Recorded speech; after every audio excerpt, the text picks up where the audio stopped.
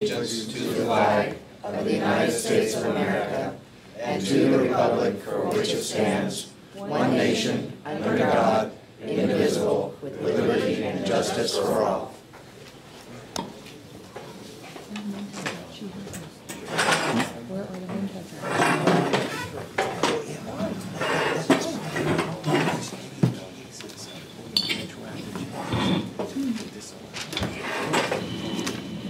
Thank you. This is the State Senate race, District 4. And Ms. Duncan, if you could please take a moment to give us a little bit of your personal history. Thank you, Senator Snyder. My name is Katherine Duncan. I lived in State Senate District 4 for about 35 years. I have two sons. One's 35 and one's 14. Ninth grade at West Prep School. I have worked in the casino industry when I was in my early 20s. Security at the Nevada test sites. I own my own business. Once I started becoming a business owner, I realized that's the way to go. My business took a real crash in the economy like a lot of other businesses. I faced a lot of the economic challenges a lot of people face. And so, but by being in business and being affiliated and associated with the Chambers of Commerce, I know that I have some really concrete solutions to Senate District 4 challenges. Thank you. Thank you. A quick note on time. This will start beeping at 50 seconds, telling you have a minute left. You came in at 49. Thank you. Mr. Wallace. Thank you, Senator Snyder. First of all, I want to just thank all of you for giving me the opportunity to be here today. I am a resident here in Nevada. I've been here since 1968. Had the privilege of going to Clark County School Districts, all the schools here.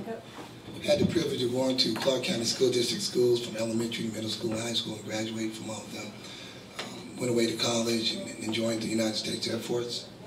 And in 1985 and 1989, I served, honorably discharged, and then I was on an inactive 4-year time, and during that time, Desert Shield and Desert Storm started. So by order of the President of the United States, I was called back to active duty, first time ever in history. I went back willingly and ready to fight and protect this country in whatever way that I could. I was a medic, so I thought that was wonderful to have that opportunity to serve our country again. Came back here. I'm currently a manager in the Nevada Youth Parole Bureau. I've been in law enforcement for over 22 years. I'm very familiar with government. I'm very familiar with the judicial system. Okay, thank you. All right, we'll have 10 seconds when it goes off. We'll have a panel discussion now. We could start with Mr. Barrett. I'm going to pass. Pass, all right. Leo? Jump across the table. Rob Lauer. Oh. You pass. That's all right. That's right. Go ahead. Okay, I'll ask the question.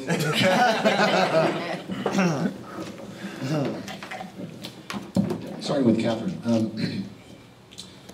do you support legislation, or would you support legislation that would require state, local, and county government agencies to, if they're both equal, to hire veterans first, to give them priority in hiring from state government agencies, county agencies, local government agencies, police, fire? Would you make it? Would you support legislation that required and compelled those agencies to make that decision? Well, I have been working on community workforce agreements and trying to craft the language for those agreements, because in Senate District 4 we have a large proportion of homeless people, and in my Senate district, even at the height of prosperity in Las Vegas, there was a huge unemployment rate in our community. So we reached out not to get the laws enforced that are already on the books. It's been our greatest challenge. The Office of Federal Contract Compliance requires that we hire people from the inner city and veterans. The Redevelopment Agency already requires that we hire veterans first, but these laws are just not being adhered to, so we have to get those laws enforced. And we need some type of clawback provision at the state level to make that happen. Need a good AG. So that's a yes then? Yes. Thank you. Yes. Question to you, Dave. Absolutely, I would support it. My reasons are a little different than my opponent. Veterans are usually the first ones, unfortunately, that's out there in those homeless lines. They're the first ones that's in need of mental health services. And that's sad. When you fight for your country and you commit yourself to make a difference, and you come back to your same country after living in adverse work conditions, away from your family, away from your home. Until you lived an experience, you don't understand what I'm talking about. But once you get a letter and you're going out to war and you don't know when you're coming back or even if you're coming back, and then you get back to your own country and you are faced with being unemployment. A lot of those people that's unemployed are veterans. They're the ones that need mental health services. We are the ones, because I'm a veteran too, and a war veteran. So yes, absolutely I support it. I think it's fair. Veterans are a special group of people that need special interest and special care, and because of that, I would support any bill that's going to help improve the current status of veterans out there, because we need help, definitely, especially in reference to employment. Okay, thank you. Thank you, Mr. Wallace. Dr. Hawkins. As we hopefully shoot towards some kind of economic recovery, and I understand that your district needs, actually let me localize it a bit more than I've asked most people. What thing being done by the state of Nevada government is most impeding recovery in your districts? What are we doing that's in the way that would help District 4 if we stopped doing it? Ms. Duncan. Okay, I'll start. I sat with the Nevada Economic Development Commission, and we looked at ways to bring and support business. Business has to be the lifeblood of our recovery. We can't depend on government to do it. There are a lot of renewable energy companies that have been trying to come into Nevada, and we just don't offer the incentives that other states like Arizona and Utah.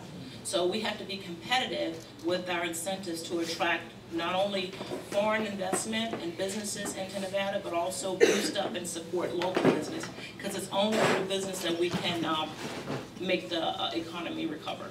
And can you give me an example of some type of incentive that a state without an income tax like us can offer? What kind of, for example, solar, what can we offer? Well, some states have been offering discounts on land purchases.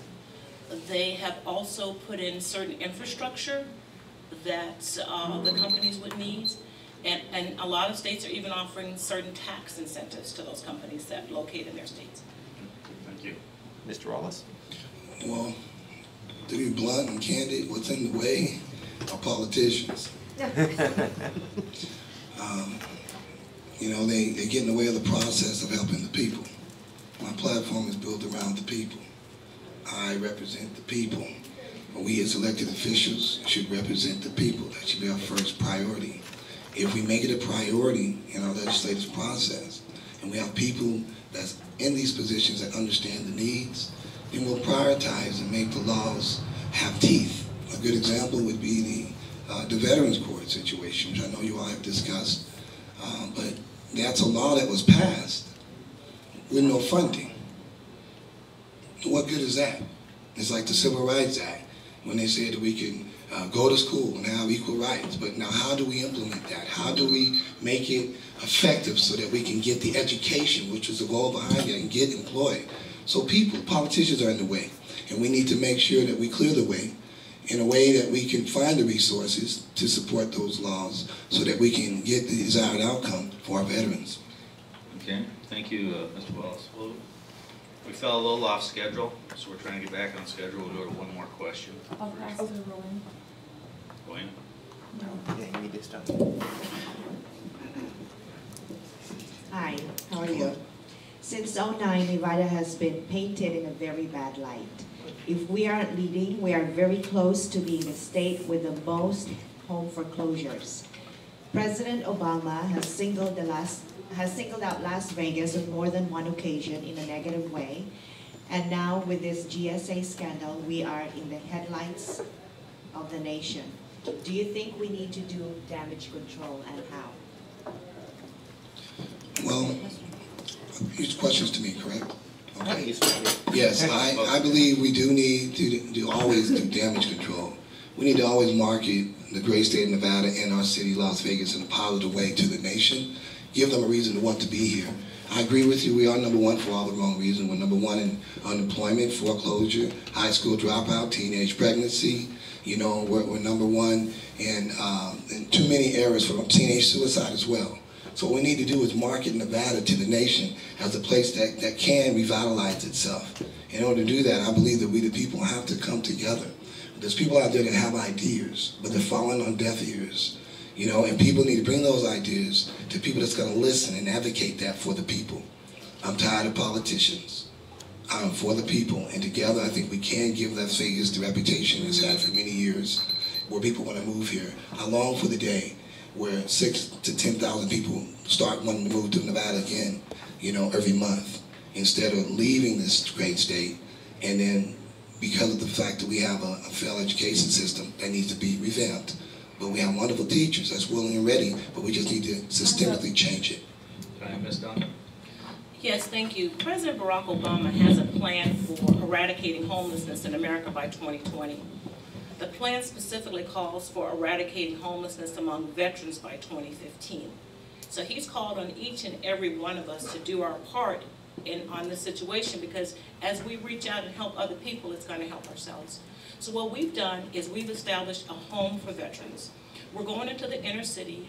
We're acquiring distressed properties. We're renovating them based on volunteerism, contributions, and we're asking manufacturers who have products to exhibit at the home to come and help us. And we've had tremendous support for this home. One of the challenges is that the veterans that we're reaching out to may have been dishonorably discharged, and so they're not eligible for the support that they could get if they had an honorable discharge. So we're asking the VA to, is my time up? 10 seconds. Okay, to reach out and see if we can elevate these discharged veterans so they can get support. Thank you very much. Thank you for coming. Who is we? Go ahead, ma'am. I'm affiliated with the Ward 5 Chamber of Commerce and the Las Vegas Green Chamber of Commerce at that time. Now with the Ward 5 Green Chamber of Commerce. And maybe you And could can I answer. define who we is also? We are the people, and I represent the entire District 4, those that have business and don't have business, and those that want to have businesses. Okay, Thank you.